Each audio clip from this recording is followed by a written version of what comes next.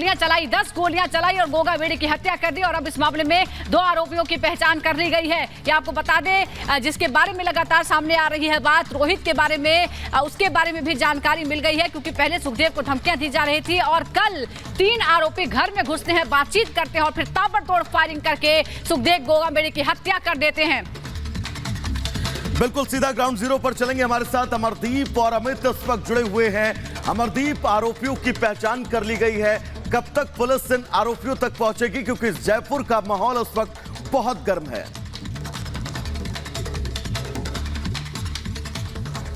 Amardeep, hospital ठीक बाहर हो और राजपूत समाज के लोग यहां पर हैं, राष्ट्रीय कार्यकारिणी के लोग यहां पर हैं। लेकिन बड़ी बात मैं बताऊं कि यूपी, एमपी और तमाम जो जिले और इलाके लगते हैं राजस्थान से, वहां पर लगातार इन्वेस्टिगेशन हो रही है।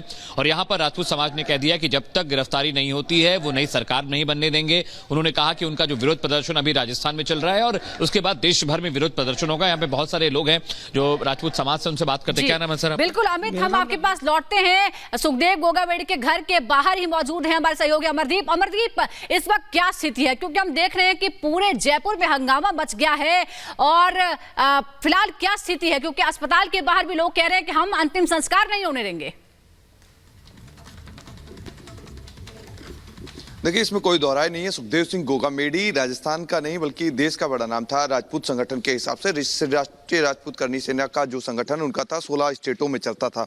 और यही कारण है कि उनकी पहचान जो थी वो न सिर्फ सामाजिक स्तर पर बल्कि बड़े स्तर पर भी थी। मैं ठीक उसी घर के सामने हूँ। इसी गेट के अंदर से जो शूटर्स थे वो गए थे। एक का नाम रोहित राठौड़ था, दूसरे का नाम नितिन फौजी था जो कि महेंद्रगढ़ निवासी था। रोहित राठौड़ जो था वो यहीं जयपुर का लोकल था।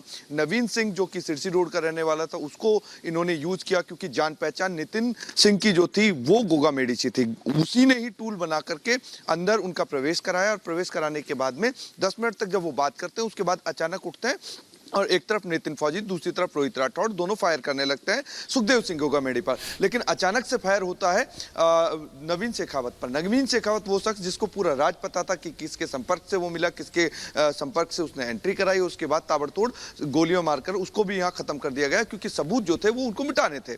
लेकिन इंपॉर्टेंट चीज ये है कि 14 मार्च को एक सूचना आती है पंजाब पुलिस की तरफ से, जिसमें गोपनीय शाखा जयपुर को इत्तला की जाती है, एटीएस को इत्तला की जाती है कि जान का खतरा है सुखदेव सिंह गोगा बेड़ी को। संपत नेहरा जो है वो भटिंडा जेल में बैठ करके पूरी रणनीति तैयार कर चुका है कि उसको किस तरीके से मारना है और राजस्थान में दंगे भड़काने की, राइट्स भड़काने की कोशिश होगी। लेकिन उसके बाद 14 मार्च से लेकर के आज तक ना तो सुरक्षा दी गई और ना ही किसी भी तरीके का इनपुट जुटाने की राजस्थान पुलिस ने कोशिश की, जबकि गोपनीय शाखा ने एक एडीजी को पत्र लिख करके ये जानकारी दे दी थी कि संपत नेहरा किस तरीके से प्लानिंग जो है मर्डर की वो बना रहा है। लेकिन सबसे बड़ी चूक और सबसे बड़ा सरदर्द अब राजस्थान पुलिस के लिए यही होने वाला है कि पूरी जानकारी जब राजस्थान पुलिस के पास में थी तो उसके बाद बड़े अधिकारियों ने अमरदीप, और यही वजह है अगर उस वक्त राजस्थान पुलिस पूरी तरह से एक्टिव हो जाती तो शायद यह तस्वीर पूरा देश ना देखता।